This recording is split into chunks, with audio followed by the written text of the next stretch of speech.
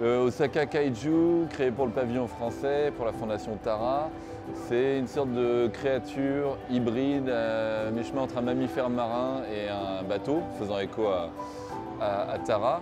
Il a le corps recouvert de marques entre le tatouage et la cicatrice et le dessin, qui une sorte de grande fresque sur la relation entre l'homme et l'océan depuis la nuit des temps, dans à peu près toutes les cultures jusqu'à aujourd'hui.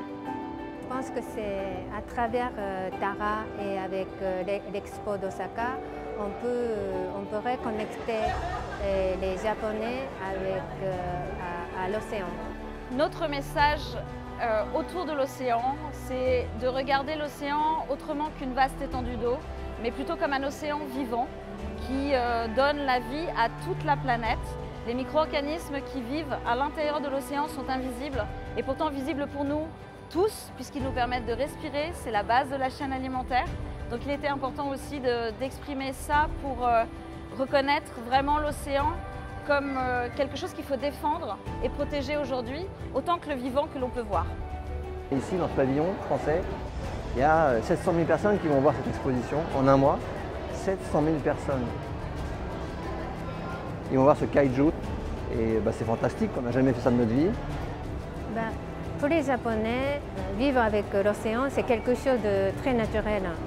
C'est quelque chose qui nous fait peur aussi, avec les tsunamis, avec les typhons, mais l'océan nous apporte énormément de choses.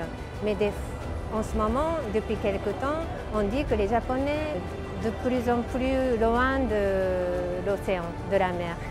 Mais je pense qu'il est très important de reconnecter les Japonais à l'océan, parce que si on est loin de l'océan, on ne peut pas le protéger. Par ce biais, j'ai voulu prendre le contre-pied des informations et descriptions scientifiques de Tara, en essayant de raconter avec peut-être plus de rondeur et de manière simple cette relation, et en essayant de la développer sur la fin, en empruntant à ce langage mythologique et en créant des mythes contemporains qui pourraient parler de problèmes et d'enjeux du monde présent, comme le réchauffement climatique, les pollutions microplastiques, les migrations périlleuses ou la surpêche. Il était important d'être ici aujourd'hui au pavillon français pour essayer de changer la perception de l'océan d'une manière universelle. Une personne sur deux habite proche d'une rivière, d'un fleuve ou de l'océan. Et pourtant, on a une perception qui est très émotionnelle, qui est très dans... on a peur, on s'y sent bien, c'est une pause relaxante, mais pourtant personne ne relie l'océan à son rôle essentiel. Et donc, de travailler avec un artiste nous permet aussi de poser des problématiques universelles, importantes, qui feront le futur de notre planète.